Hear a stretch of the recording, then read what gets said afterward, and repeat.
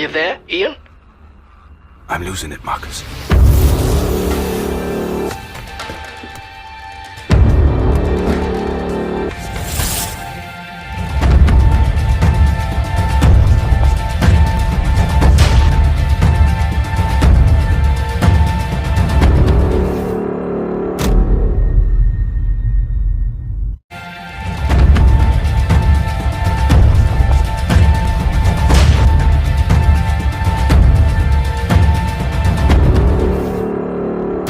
My father always said that it's our dreams that reveal our deepest nature. If that is true, then I'm lost.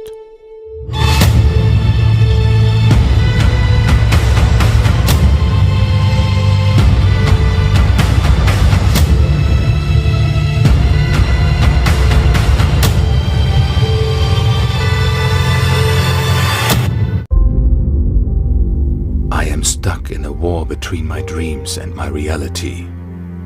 The demons in my sleep are no different from the demons in real life. I've been given a power I didn't ask for, and my only chance is to find out why. Some will try to help me, many will get in my way, but I will find the truth, one way or another.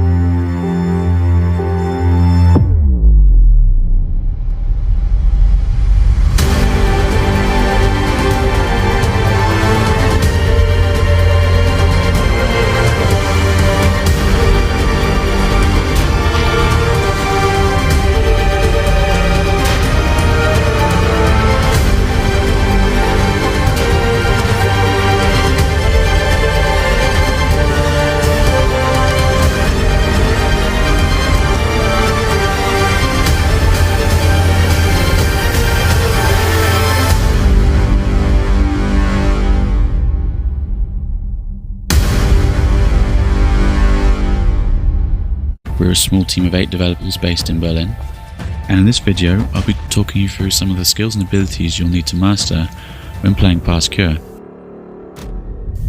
So Pass Cure is a blend of action and stealth. Some parts of the game are more combat orientated, whereas other places you'll need to avoid enemies completely.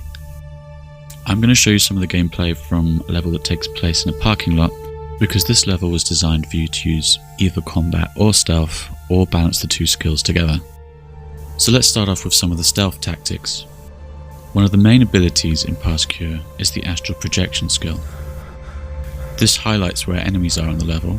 It also helps you spot cameras and medikits, so you can plan how you're going to approach each situation. So one thing to bear in mind during stealth are the security cameras. If they see you, they'll raise the alarm and reinforcements will arrive. So astral projection has a secondary ability, which is kind of like telekinesis. You can cause electrical items to malfunction, so you can use it to take out the security cameras without being seen. Another advantage to this is that the guards will react to the sound of the camera being destroyed, so it provides distraction. If you can get them into a quiet spot like this, you can form a stealth kill when no one will find the body, because if an agent does find the body, he'll raise the alarm as well. The other main ability is the time manipulation skill. So the main drive behind the story is that Ian is trying to find out how he got these strange powers and learn more about them. And one of these powers is that he can see time at a different rate. It's kind of like a slow motion effect, and he can move faster than things around him. So for stealth gameplay, this skill is really crucial. It gives you a real time advantage over your opponents, so you can time your actions better. You can use it to sneak up on enemies when you're trying to perform a stealth kill, or just to move from cover to cover and avoid being seen. So the main benefits of using stealth tactics is to avoid a heavy gunfight.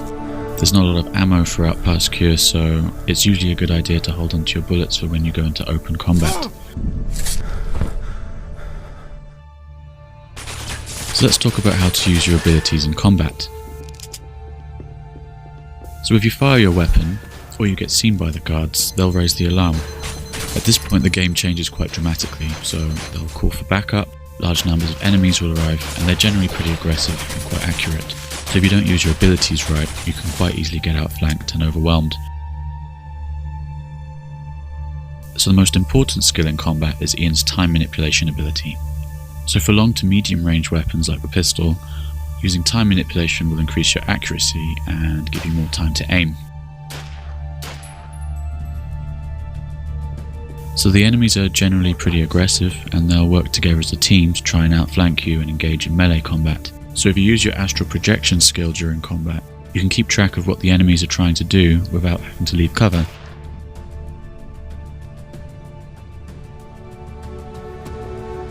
If enemies do get too close, well, the best way to deal with them is using melee combat. If you're close enough, you can string together a number of attacks, and if you time it perfectly, you can execute a killing move at the end, which is a very quick way of taking out an enemy, and it really saves on bullets. Also, mastering melee is kind of important because if you do run out of ammo, you're going to have to rush your enemies and rely on close quarters combat.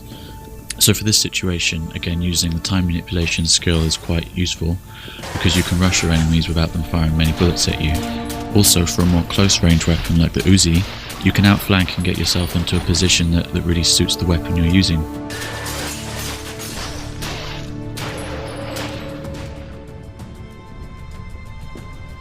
So that was a short look at some of the skills and abilities you can use in Past Cure. Thanks for watching, and I hope you've learned something that will help you get far in the game.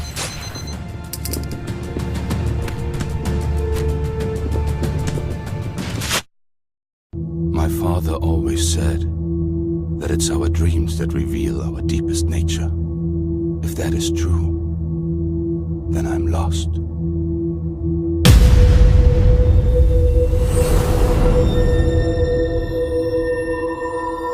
Past Cure is a dark psychological thriller about a man desperate to find his past in order to save his future. The story is told through the dark dreams and twisted reality of Ian, a soldier suffering from severe memory loss and demonstrating a dangerous and unstable mental condition. 3 years after going missing in action, Ian's found wandering the side of the road with no idea where he'd been, who took him, or how he managed to escape. Since then, he spent the last 2 years trying to recover his memory with the help of his brother Marcus, a wealthy doctor. Scared for his brother's safety, Marcus keeps Ian hidden in a secluded safe house in case his captors come looking for him again. But there's also another reason why Marcus is keeping Ian hidden. Since his disappearance, Ian has somehow gained some incredibly powerful mental abilities. He has the power to see time at a slower rate so that he can think and move faster than anyone around him.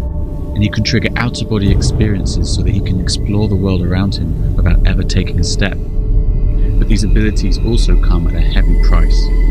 His mind gets taken over by vivid hallucinations, dark, violent nightmares, and overuse of his powers leaves him with a crippling migraine. With such an unstable mind, Ian becomes reliant on a black market drug nicknamed the Blues. Ian becomes obsessed with one goal, trying to find out what happened to him and who did it. But after 2 years and no leads to follow on, Ian is starting to lose hope. But one night, everything changes. Every night, Ian dreams the same dream.